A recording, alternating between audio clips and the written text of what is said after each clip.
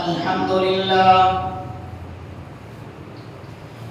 لله نحمده ونستعينه ونستغفره ونعوذ بالله من شرور أنفسنا ومن سيئات أعمالنا من يهده الله فلا مضل له ومن يضلل فلا هادي له وأشهد أن لا إله إلا الله وحده لا شريك له وأشهد أن محمدا عبده ورسوله أرسله بالهدى ودين الحق ليظهره على الدين كله وكفى بالله شهيدا اللهم صل على محمد وعلى آل محمد كما صليت على إبراهيم وعلى آل إبراهيم إنك حميد مجيد اللهم بارك على محمد وعلى آل محمد كما باركت على إبراهيم وعلى آل إبراهيم إنك حميد مجيد أما بعد فإن خير الحديث كتاب الله وخير الهدي هدي محمد صلى الله عليه وسلم وشر الأمور محدثاتها وكل محدثة بدعة وكل بدعة ضلالة وكل ضلالة في النار أعوذ بالله من الشيطان الرجيم بسم الله الرحمن الرحيم ولا تهنوا ولا تحزنوا وأنتم الأعلون إن كنتم مؤمنين رب اشرح لي صدري ويسر لي أمري واحلل عقدة من لساني يفقهوا قولي رب زدني علما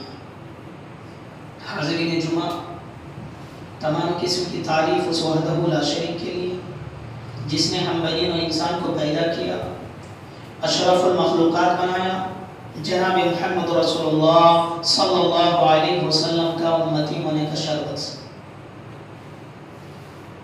درود و سلام ہو جناب محمد رسول اللہ صلی اللہ علیہ وسلم پر، آپ کے اعلیٰ صحاب پر۔ آج جمعہ کا دن ہے اور آج کے خطبہ جمعہ کا موضوع ہماری ذلت کی وجہ، ہم پوری دنیا کے اندر آج ذلیل کیوں ہیں، کیا وجہ ہے؟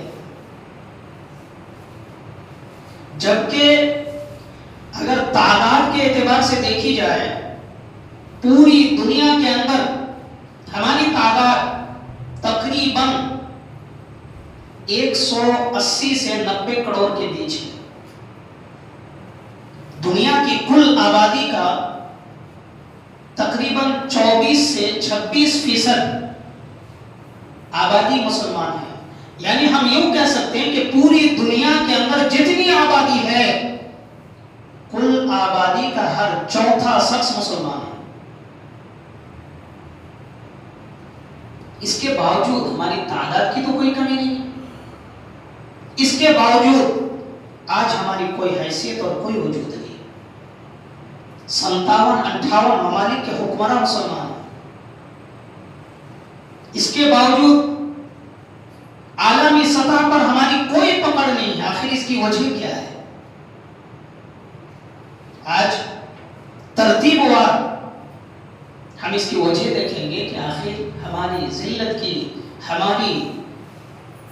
ذلت اور رسوائی کی وجہ کیا ہے۔ تو پہلی چیز جو ہم کو سمجھ میں آتی ہے وہ یہ ہے کہ اللہ تعالیٰ کی توحید میں شرک کی آمیزش۔ اللہ تعالیٰ نے سورہ انعام کی آیت نمبر 82 میں ارشاد فرماتے ہوئے کہا الذين آمنوا ولم يلبسوا إيمانهم بظلم أولئك لهم الأمن وهم مهتدون، جو ایمان لے آئے اور ایمان لانے کے بعد اپنے ایمان کے ساتھ شرک کی آمیزش نہیں کی، شرک کو نہیں ملایا، کہا الذين آمنوا ولم يلبسوا إيمانهم بظلم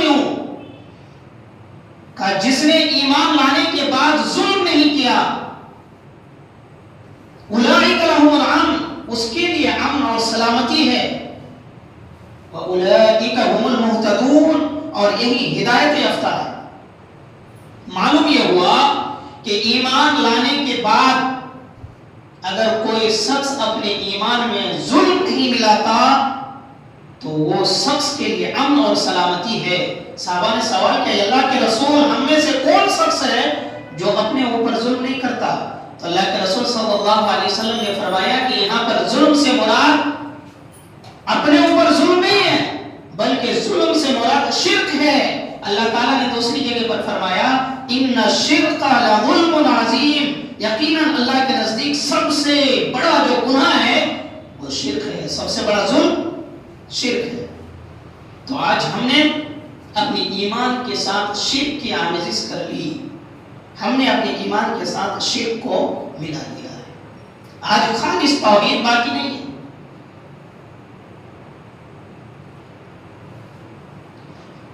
دنیا کے اندر سب سے پہلے شرک کی ایجاد نوح علیہ السلام کے قوم سے ہوئی ہے، اور انہوں نے شرک کی جو شروعات کی آج بھی دنیا کے اندر وہ چیز قائم ہے۔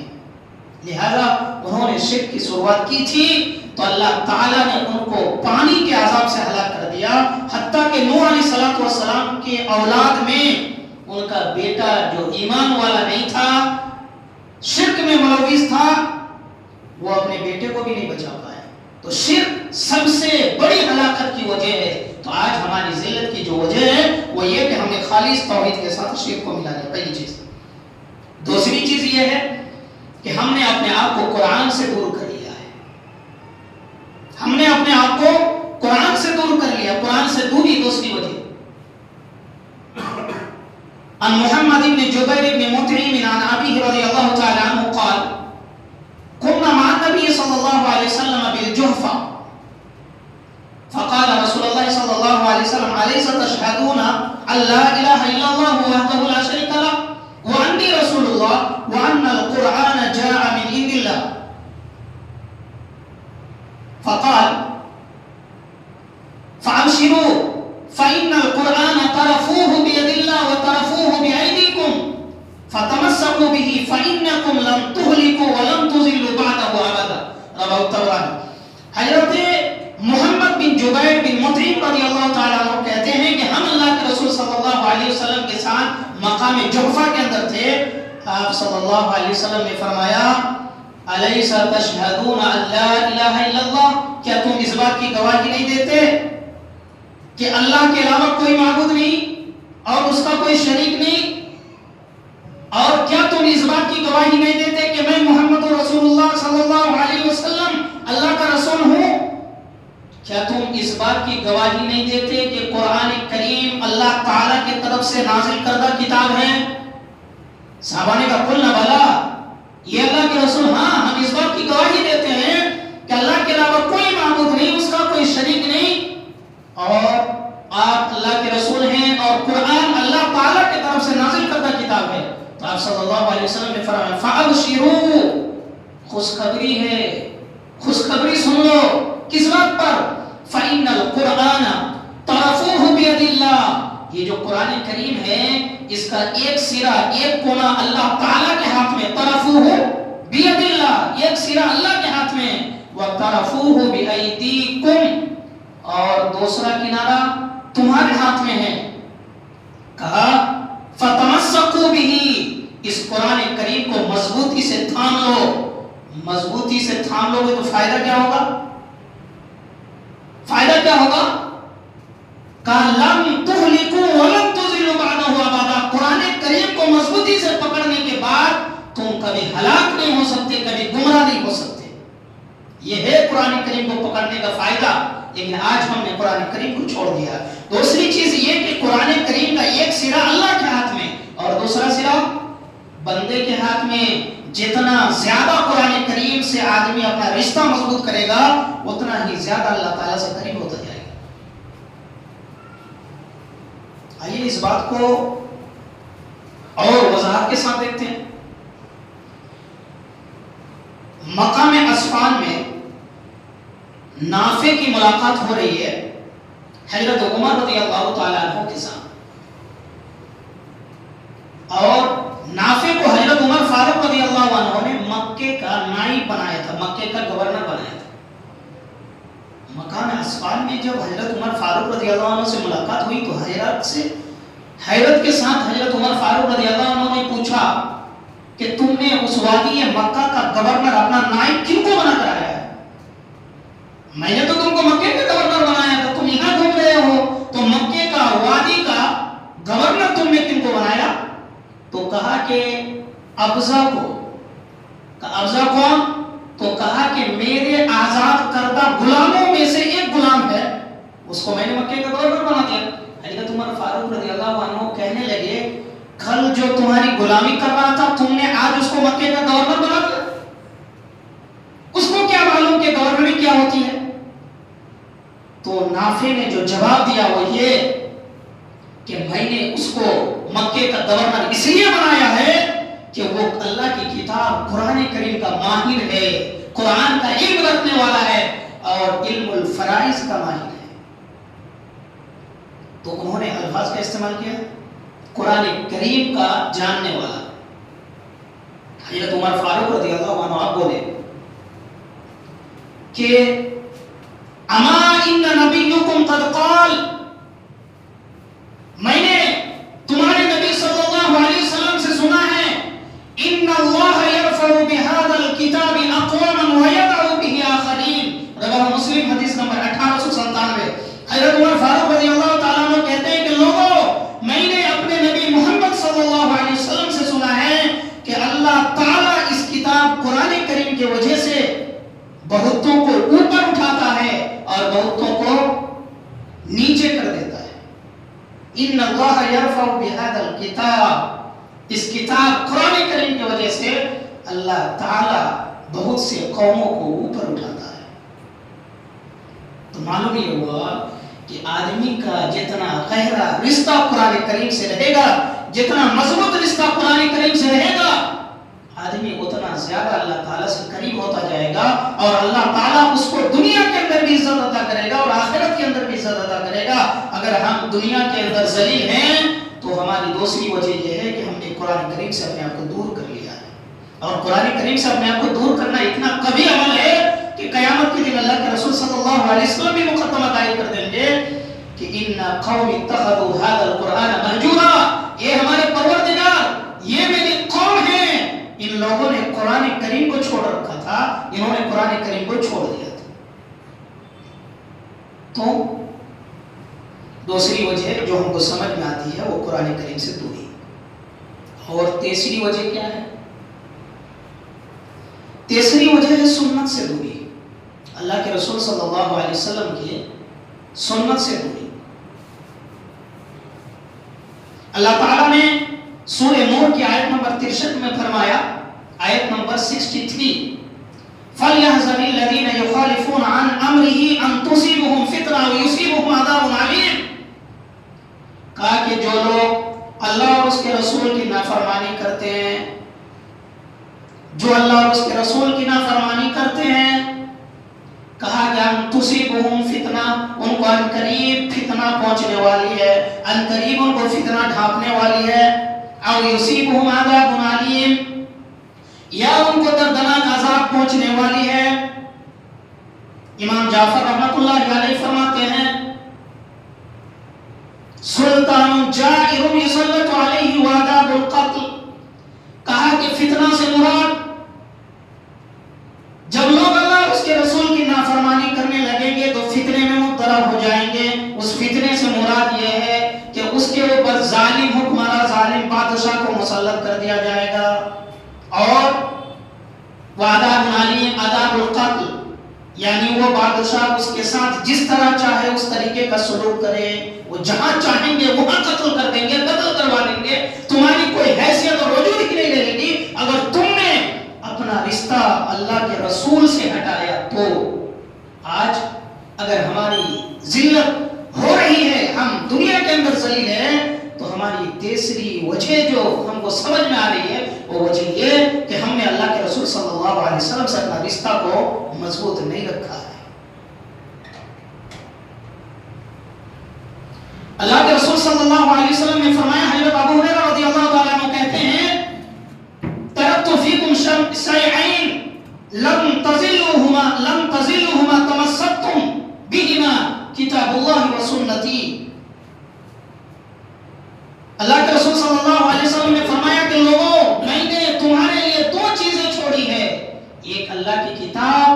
دوسری میری سنت، اور یہ دونوں چیزیں ایک دوسرے سے جدا نہیں ہو سکتی۔ یرد علی الحوض، یہاں تک کہ وہ حوض کوثر پر اللہ کے رسول کے پاس آ جائے گی۔ تو یہ دو چیزیں ہی اللہ کے رسول نے چھوڑی ہے، ایک کتاب اور ایک سنت۔ لہذا اگر آج امتی یہ کہے کہ دو راستے کے علاوہ چار راستہ ہے، چار میں سے کسی ایک کو پکڑ لو، تو اللہ کے رسول صلی اللہ علیہ وسلم سے ہماری بات میچ نہیں کر رہی ہے۔ نبی یہ کہہ رہی ہے کہ اللہ تعالیٰ کی طرف سے ہم کو دو ہی چیزیں ملی ہیں، اور اگر ہم یہ کہیں کہ چار میں سے کوئی ایک پکڑ لے تو صحیح ہے، تو اللہ کے رسول صلی اللہ علیہ وسلم سے ہمارا رشتہ اس قدر مضبوط نہیں ہے جو ہونی چاہیے۔ یہی وجہ ہے کہ آج ہم پوری دنیا کے اندر ذلیل ہیں، جبکہ اللہ تعالیٰ نے فرمایا کہ جب اللہ اور اس کے رسول تم کو بلائے، انما كان قول المؤمنین اذا دعوا الى اللہ ورسولہ سمعنا واطعنا، جب اللہ اور اس کے رسول تم کو بلائے تو تمہاری قول یہ ہونی چاہیے کہ ہم نے سنا اور ہم نے اطاعت کر لیا، ہم نے سنا اور اطاعت کر لیا، ہمارے پاس اگر مگر کے لیے کوئی جگہ باقی نہیں ہونی چاہیے۔ اگر ہم نے اگر مگر کے لیے کوئی جگہ باقی رکھ دی تو پھر ہم بچیں گے نہیں، بچنے والے نہیں۔ آئیے، کیا یہ چیز اگر صحابہ کرام سے کچھ خطا ہو جائے تو اللہ تعالیٰ ان کے لیے کوئی گنجائش رکھیں ہیں کیا؟ جواب یہ ہے کہ ان کے لیے بھی کوئی گنجائش نہیں ہے۔ اگر صحابہ سے بھی اللہ کے رسول کی نافرمانی ہو جائے تو اللہ تعالیٰ نے اپنے صحابہ کے لیے بھی کوئی گنجائش نہیں رکھی ہے۔ جنگ احد کا موقع ہے، اللہ کے رسول صلی اللہ علیہ وسلم نے 50 صحابہ سے فرمایا تھا کہ تم اس جگہ پر، اس چٹان پر جمے رہنا، چاہے ہم جنگ جیت جائے یا ہار جائے، تم اپنی جگہ سے ہلنا نہیں۔ اللہ کے رسول صلی اللہ علیہ وسلم کا یہ حکم تھا۔ صحابہ نے دیکھا کہ ہم جنگ جیت رہے ہیں، جنگ احد فتح ہو رہی ہے، مسلمان مال غنیمت حاصل کر رہا ہے، تو ان لوگوں نے کہا کہ چلو اب تو ہم لڑائی جیت چکے ہیں، لہذا چلو ہم بھی مال غنیمت حاصل کرتے۔ لیکن اس کا جو امیر تھا، اس کے امیر نے کہا کہ تم نے سنا نہیں کہ اللہ کے رسول صلی اللہ علیہ وسلم نے ہمیں کیا حکم دیا ہے؟ آپ نے فرمایا کہ ہم جنگ جیتے یا ہارے تم اپنی جگہ سے ہلنا نہیں، اپنی جگہ پہ برقرار رہنا۔ لیکن صحابہ نے قیاس کر لیا کہ اللہ کے رسول نے یہ بات اس وقت کہی تھی جب ہم نے جنگ جیتا نہیں تھا، اب تو ہم جنگ جیت گئے ہیں، لہٰذا اب ہم کو جانے میں کوئی حرج نہیں ہے۔ لہٰذا جیسے اللہ کے رسول کی بات کو انسونی کر دی، جیتا ہوا جنگ مسلمان ہارنے لگے، لیکن اللہ تعالیٰ نے وعدہ کیا تھا کہ ہم تم کو فتح دیں گے، مال غنیمت دیں گے۔ بعد میں وہ جنگ میں فتح حاصل ہوئی، لیکن اس ایک حکم کی تعمیل نہ کرنے کی وجہ سے اللہ کے رسول صلی اللہ علیہ وسلم کو بھی تکلیف پہنچی، اللہ کے رسول کے دانت بھی شہید ہو گئے اور صحابہ کرام بھی شہید ہوئے، 70 صحابہ کی جانیں گئی۔ صرف وجہ کیا تھی؟ اللہ کے رسول صلی اللہ علیہ وسلم کا ایک حکم کی نافرمانی۔ آج ہم صبح سے شام تک سینکڑوں حکم کی نافرمانی کرتے ہیں، پھر ہم کس کا امید کر سکتے ہیں کہ ہم کو عالمی سطح پر عزت ملے؟ جو قوم حکومت کرنے کے لیے آئی تھی، آج اس کی کوئی وجود نہیں ہے، آج اس کی کوئی حیثیت نہیں ہے، پوری دنیا کے اندر وہ قوم ذلیل ہے۔ اس کی سب سے بڑی جو وجہ ہے وہ یہ کہ ہم نے اللہ کے رسول صلی اللہ علیہ وسلم سے اپنا رشتہ توڑ لیا، جبکہ اللہ تعالیٰ نے کیا فرمایا؟ سمینا واطعنا، جب بھی تم کو اللہ اور اس کے رسول بلائیں تو کہو ہم نے سنا اور ہم نے اطاعت کر لیا۔ سورہ نور کی آیت نمبر 51۔ اب آئیے ایک حدیث دیکھ لیتے ہیں کہ صحابہ کرام اللہ کے رسول کے حکم کو کس طرح مانتے تھے۔ عن جابر رضی اللہ تعالی عنہ قال لما استوى رسول اللہ صلی اللہ علیہ وسلم یوم الجمعہ، حضرت جابر رضی اللہ تعالیٰ عنہ کہتے ہیں کہ اللہ کے رسول صلی اللہ علیہ وسلم جمعہ کے دن منبر پہ خطبہ دے رہے تھے. اسی طرح آپ صلی اللہ علیہ وسلم نے فرمایا اجلسو، بیٹھ جاؤ. لوگ کھڑے تھے مسجد کے اندر، کہا بیٹھ جاؤ. فسمع عبداللہ بن عباس فسمع عبداللہ بن مسعود رضی اللہ تعالیٰ عنہ فجلس علی باب المسجد. تو یہ آواز عبداللہ ابن مسعود رضی اللہ تعالیٰ عنہ کے کان میں گئی تو عبداللہ ابن عباس، عبداللہ ابن مسعود مسجد کے اندر داخل ہو رہے تھے. جیسے ہی انہوں نے سنا کہ بیٹھ جاؤ تو مسجد کے گیٹ پر ہی بیٹھ گئے. فارغ رسول اللہ صلی اللہ علیہ وسلم تعال یا عبداللہ ابن مسعود. اللہ کے رسول نے فرمایا کہ آ جاؤ عبداللہ ابن مسعود، میں نے تم سے نہیں کہا تھا کہ بیٹھ جاؤ. کہا اللہ کے رسول، اللہ تعالیٰ نے کہا کہ جب بھی اللہ اور اس کے رسول کی بات سنو سمیعنا واطعنا، ہم نے سنا اور ہم نے اطاعت کیا. مجھے یہ نہیں معلوم کہ آپ نے کن سے کہا تھا بیٹھ جاؤ، میں نے سنا کہ بیٹھ جا، میں بیٹھ گیا. تو ہم کو کیا پتا چلا کہ صحابہ کرام کے کان میں آواز آئی، ان کو کہا نہیں گیا تھا کہ تم بیٹھو. مسجد کے گیٹ پر ہی بیٹھ گئے، چپل اترنے کی جگہ ہی بیٹھ گئے. تو یہ ہونی چاہیے اطاعت کا معیار. جو ہم اللہ کے رسول صلی اللہ علیہ وسلم سے محبت کرتے ہیں تو اس محبت کی معیار یہ ہونی چاہیے، اتباع سنت کی معیار یہ ہونی چاہیے. جب ہم نے اللہ اور اس کے رسول کی نافرمانی شروع کر دی تو ہم کو اللہ تعالیٰ نے ذلیل کر دیا. چوتھی وجہ تفرقہ بازی. آج پوری دنیا کے اندر ہماری ذلت کی جو چوتھی وجہ ہے وہ یہ کہ ہم آپس میں متفرق ہیں.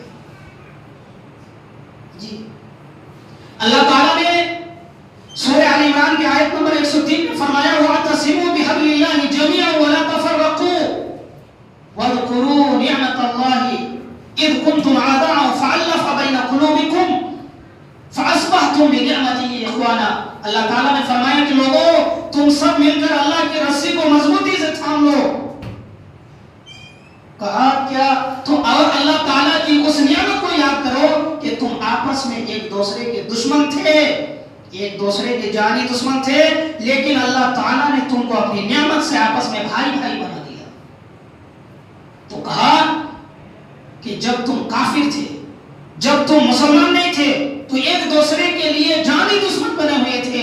یہ اس وقت کی بات ہے جب نیا نیا اسلام کا دعوت چالو کیا گیا تھا، لیکن اللہ تعالیٰ نے تم کو اپنی نعمت سے بھائی بھائی بنا دیا. لہٰذا تم سب مل کر اللہ کی رسی کو مضبوطی سے تھام لو. یہ جو کڑیاں ہوتی ہیں، کڑی، اس کو کسی کو بھی دے دیجیے تو وہ توڑ دے گا، لیکن اگر چند کڑیوں کو ملا کر ایک رسی بنا دی جائے تو اس رسی سے موٹے موٹے ان رسیوں سے ہاتھی کو باندھا جاتا ہے، اور جو چیز بہت ہی بھاری ہوتی ہے اس کو بھی اسی رسی کے ذریعے اٹھایا جاتا ہے. تو معلوم یہ ہوا کہ اگر ہم متحد رہیں تو دنیا کی کوئی طاقت ہم کو اپنی جگہ سے ہلا نہیں سکتی. اور اگر ہم آپس میں تفرقہ میں بڑھ گئے، آپس میں ٹوٹ گئے، آپس میں اختلاف کرنے لگ گئے تو پھر جب جو چاہے جہاں چاہے ہمارے ساتھ جیسا سلوک کرنا چاہے کر سکتا ہے. تو ہماری چوتھی جو وجہ ہے وہ یہ کہ تفرقہ بازی. آئیے پانچویں وجہ دیکھ لیتے ہیں کہ پانچویں وجہ کیا ہے ہماری ذلت کی. ہماری ذلت کی پانچویں وجہ ہے حب الدنیا و کراہیت الموت. دنیا کی محبت اور موت کی ناپسندیدگی. آج ہم دنیا کے پیچھے پاگل ہیں اور مرنا نہیں چاہتے. جب بھی ہم جان رہے کہ ہم کو مرنا ہے، موت کی کوئی تیاری نہیں. عن ثوبان رضی اللہ تعالی عنہ قال قال رسول اللہ صلی اللہ علیہ وسلم يوشك الأمم أن تدع كما تدع الأكلة قصعتها. قال قائل ومن قلة نحن يومئذ قال بل أنتم كثير ولكنكم غثاء كغثاء السيل ولا ينزعن الله من صدور عدوكم المحبة منكم وليقذفن الله في قلوبكم الوهن. قال قائل يا رسول الله وما الوهن؟ الدنیا وکراہیت الموت. حضرت صحابہ رضی اللہ تعالیٰ عنہ کہتے ہیں کہ اللہ کے رسول صلی اللہ علیہ وسلم نے ارشاد فرمایا یوسق الامم ان تدا کما تدا الاقلۃ قصعتها، کہا کہ دنیا کی تمام قومیں تمہارے اوپر ایک ہو کر ٹوٹ پڑے گی جیسے بھوکا آدمی دسترخوان پر ٹوٹ پڑتی ہے. بھوکا آدمی جس طریقے سے کھانے کے دسترخوان پر ٹوٹ پڑتا ہے اسی طریقے سے پوری دنیا کی تمام قومیں چاہے وہ کسی بھی دھرم کا ماننے والا ہو وہ تمہارے اوپر ٹوٹ پڑے گی. پوچھنے والے نے پوچھا قال قائل ومن قلت یا رسول اللہ نحن یومئذ، یہ اللہ کے رسول کیا ہم اس وقت تعداد میں کم ہوں گے، ہماری تعداد کم ہوگی؟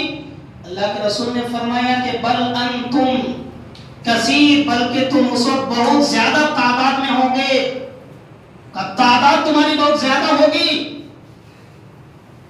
جب تعداد ہماری زیادہ ہوگی تو پھر کیا وجہ ہے؟ تو کہا تعداد تمہاری زیادہ ہوگی لیکن وَلَكِنَّكُمْ غُسَاءٌ كَغُسَاءِ السَّيْلِ، تمہاری حیثیت اور تمہاری وجود سیل روا میں بہنے والی اس تنکے کے مانند ہو جائے گی. جیسے بہتا ہوا پانی ہو تو پانی کے ساتھ جو تنکا گزرتا ہے کبھی ڈوبتا کبھی اٹھتا کبھی ڈوبتا کبھی اٹھتا، تو کہا کہ تمہاری حیثیت سیل روا میں بہنے والی اس تنکے کے مانند ہو جائے. پہلی چیز. اور دوسری چیز کیا؟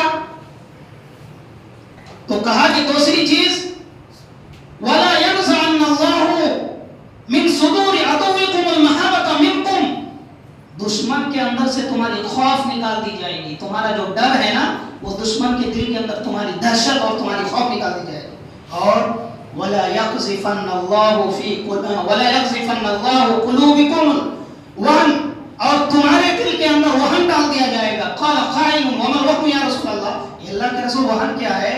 تو آپ صلی اللہ علیہ وسلم نے فرمایا حب الدنیا و کراہیت الموت، دنیا کی محبت اور موت کی ناپسندیدگی.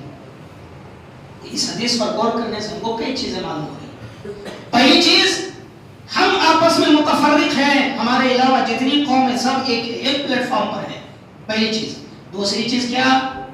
کہا کہ ہماری تعداد تو زیادہ ہوگی لیکن حیثیت سیل روا میں بہنے والی اس تنکے کے مانند، جو بارش کا پانی یا نالا گٹر کا پانی گزر رہا ہو اور اس کے اندر تنکا کبھی ڈوب رہی ہے کبھی اٹھ رہی ہے، کہا کہ تمہاری حیثیت اس تنکے کے مانند ہو جائے گی. اور تیسری چیز کہا کہ دشمن کے اندر سے تمہارا خوف نکال دیا جائے گا، تمہارا ڈر اور دہشت نکال دیا جائے گا. چھوٹے بچے ہوں، آپ اگر ان سے کہیں پڑھو، پڑھتا نہیں. ابھی میں تمہارے باپ کو کمپلین کرتا ہوں تو بچہ ڈر سے پڑھتا ہے کیونکہ باپ کے بارے میں خوف ہے. لیکن وہی بچہ جب 30 سال 35 سال 40 سال کا ہو جاتا ہے تو جس باپ کے ڈر سے پڑھتا تھا استاد کے سامنے، آج اس باپ کو گھر سے دھکے مار کے نکال دے رہا. یہ ہمارا سماج ہو چکا ہے. تو بیٹا کے اندر باپ کے بارے میں اب کوئی دہشت نہیں ہے. وہی بات اللہ کے رسول نے فرمائی کہ تمہارے دشمن کے اندر سے تمہاری دہشت نکال دی جائے گی، تمہارے ساتھ جہاں جس طریقے کا سلوک کرنا چاہے وہ کر لے گا. اور تم کو کیا کر دے گا؟ کہا کہ وَلَا يَقْذِفَنَّ اللَّهُ فِي قُلُوبِكُمُ الْوَهْنَ، تمہارے دل کے اندر دنیا کی محبت ڈال دے گا. آج کسی بھی دفتر پر چلے جائیے، اگر اس دفتر کا جاب کرنے والا کوئی غیر قوم ہے تو تھوڑا بہت ہمارے لیے نرم ہے، لیکن وہاں پر اگر ہمارا کوئی آدمی جا کے بیٹھ جاتا تو اس کو دنیا سے اس قدر حبس اور محبت ہے کہ وہ اپنے ہی لوگوں کو کیڑا مکوڑا سمجھنے لگتا ہے. یہ ہماری حالت ہو گئی ہے. تو ہم کو دنیا سے محبت ہے، ہم کو دنیا پسند ہے، ہم کو آخرت پسند نہیں ہے. یہی بات تو اللہ کے رسول نے فرمائی کہ تمہارے اندر دنیا کی محبت پیدا ہو جائے گی اور موت کے بارے میں ناپسندیدگی پیدا ہو جائے گی. اور بھی چیزیں ہیں، میں نے ابھی 5 ہی چیزیں بتائی ہیں. انشاءاللہ کل مغرب کے بعد کے درس میں 3 چیزیں اور خلاصہ کروں گا، وقت مجھے آگے بڑھنے کی اجازت نہیں دیتی. تو ہم نے جو چیزیں آج بتائی کہ ہماری ذلت کی وجہ کیا ہے، پہلی چیز ہم نے ایمان کے ساتھ شرک کو ملا لیا، توحید کے ساتھ شرک کی آمیزش کر لی. دوسری چیز قرآن کریم سے دوری، ہمارا رابطہ قرآن کریم سے نہیں ہے. قرآن کریم سے اگر ہمارا رابطہ مضبوط ہو جائے، چھوٹی سی دنیا میں مثال لے لیجئے، ہیٹر معلوم ہے نا، ہیٹر، یا یوں سمجھئے کرنٹ ہے، کرنٹ کا وائر ہو اور سامنے میں یہ جو اسٹینڈ ہے، یہ کسی بچے سے بھی اگر کہہ دیا جائے اٹھا لو بابو تو اٹھا لے گا آسانی سے، لیکن اگر اس اسٹینڈ کو سامنے میں گزرنے والی بجلی کے وائر سے کنیکٹ کر دیا جائے تو کیا بڑا ہاتھی بھی اس کے قریب جانے کی ہمت کرے گا؟ بالکل نہیں کر سکتا۔ کیوں؟ اس لیے کہ اس لوہے کا تعلق ایک کرنٹ جیسی بڑی چیز کے ساتھ ہو گئی ہے۔ اگر ہمارا رابطہ قرآن کریم کے ساتھ ہو جائے، اللہ تعالیٰ کی ذات کے ساتھ ہو جائے، تو دنیا کی کسی قوم کی کسی کی کیا مجال اور کیا حیثیت کہ ہماری طرف ٹیڑھی نظر ڈال لے۔ ہمارا رابطہ اگر اللہ تعالیٰ سے اس قدر مضبوط ہو جائے تو پھر ہمارے طرف کوئی ٹیڑھی نظر نہیں ڈال سکتا۔ تو دوسری وجہ کہ ہم نے قرآن کریم سے اپنے آپ کو دور کر لیا، اور تیسری وجہ کہ ہم نے اللہ کے رسول کی سنت سے دور کر لیا، ہم نے اتباع سنت سے اپنے آپ کو ہٹا لیا، اللہ کے رسول کی نافرمانی شروع کر دی۔ اور چوتھی چیز کہ سارے لوگ ایک پلیٹ فارم پر ہیں، ہم متفق ہیں۔ ہم بجائے یہ سوچنے کے جو لوگ ہمارے گمراہ ہو رہے ہیں، جو بچیاں ہماری مرتد ہو رہی ہیں، ہم ان کو اصلاح کیسے کریں، ان کو ہم کیسے بچائیں، ہم یہاں پر اٹکے ہوئے ہیں کہ ایک شخص بغیر ٹوپی کا نماز پڑھ رہا ہے۔ ارے اللہ کے بندے، ٹوپی کے بغیر بھی نماز ہوتی اور ٹوپی لگا کر بھی نماز ہوتی، تو ہم یہاں پر اٹکے ہوئے ہیں جو بے نمازی ہے اس کو مسجد میں کیسے لائی جائے، ہم یہ سوچنے کے بجائے ٹوپی لگا کر فلاں نے کیوں نہیں نماز پڑھی۔ یہ چل رہا ہے آج، بجائے ہم جو مرتد ہو رہا ہے ان کو پکڑ کے دین کی اصلاح کریں۔ فلانا صاحب تو فلانے کے پیچھے چل رہے ہیں، فلانے کا تعلق تو فلانے سے، ہم یہاں پر الجھے ہوئے ہیں، تو ہم کو تفرقہ بازی بھی لے ڈوبی ہے۔ ایک صاحب ہیں پٹنہ کے، یہ ہمارے کریم اللہ بھائی کے دوست ہیں، وہ اچھی طریقے سے جانتے ہیں۔ وہ ایک جگہ نماز پڑھ رہے تھے، بہت دلچسپ ہو گیا سن لیجیے۔ تو نماز پڑھ رہے تھے، ان کو دوران نماز کسی نے وہ مسجد والی ٹوپی پہنا دی۔ نماز پڑھنے کے بعد وہ کھڑے ہو گئے اور کہنے لگے کہ آپ لوگوں نے اچھا انتظام کیا ہے کہ مسجد میں ٹوپی لا کے رکھ دیا، اور جو شخص ٹوپی کے بغیر نماز پڑھتا دوران نماز ان کو پہنا دیتی، بہت ہی اچھا کام ہے۔ لیکن میں گزارش یہ کرنا چاہتا ہوں مسجد کمیٹی سے، ٹوپی کا کوئی ذکر قرآن و حدیث میں نہیں ہے، لیکن داڑھی کا ذکر ہر جگہ ہے۔ تو میں یہ گزارش کرتا ہوں کہ داڑھی کا بھی 2 ٹوکرا لا کے رکھ دیجئے، کم سے کم نماز کے وقت بغیر ٹوپی کی تو نماز ہو جائے گی، داڑھی تو لٹکا لے کم سے کم، یہ سنت ہے۔ ٹوپی سنت نہیں ہے میرے بھائی، ہم ٹوپی پر نہیں الجھ سکتے، یہ داڑھی سنت ہے۔ ہم سنت کو کٹا کے گھوم رہے ہیں اور ٹوپی پر الجھے ہوئے ہیں۔ یہ تفرقہ بازی کی وجہ یہی سب چیزیں بنتی ہے۔ لہٰذا ہماری تیسری وجہ، چوتھی وجہ تفرقہ بازی، اور پانچویں چیز ہم نے کیا بتائی کہ دنیا کی محبت۔ آئیے اللہ تعالیٰ سے دعا کرتے ہیں کہ اللہ ہم سب کو کہنے سننے سے عمل کرنے کی توفیق عطا فرما۔ یا اللہ ہمارے گناہوں کو معاف کر دے۔ یا اللہ آج جتنی باتیں بتائی گئی سب سے پہلے مجھے اور ہم سب کو اس پر عمل کرنے کی توفیق عطا فرما۔ یا اللہ ہمارے اندر جو کمزوریاں ہیں، جو خامیاں ہیں، یا اللہ تو اپنی غیبی مدد سے اس کو پور کر دے۔ یا اللہ ہم سب کو اتحاد پر جمع کر دیں۔ یا اللہ ہم سب فروعی مسائل پر الجھے بغیر تیرے بندے کو ہدایت کی طرف کیسے لائے، ہم کو اس پر کام کرنے کی توفیق دے۔ یا اللہ ہم سب کو 5 وقت نمازی بنا دے۔ یا اللہ ہمارا ایمان مضبوط کر دے۔ یا اللہ ہم سب کے گناہوں کو معاف کر دے۔ یا اللہ کل جو ہمارے ساتھ آج نہیں ہیں، یا اللہ ان کے قبر میں کوئی عذاب ہو رہا تو ان کے قبر کے عذاب کو دور کر دے۔ یا اللہ ان کی مغفرت کر دے، ان کے درجات کو بلند فرما۔ یا اللہ ہم سب کے لیے جنت الفردوس میں اعلیٰ سے اعلیٰ مقام تعمیر فرما۔ بارک اللہ لنا و لکم فی القرآن المجید و نفعنا و ایاکم بآیات و ذکر الحکیم۔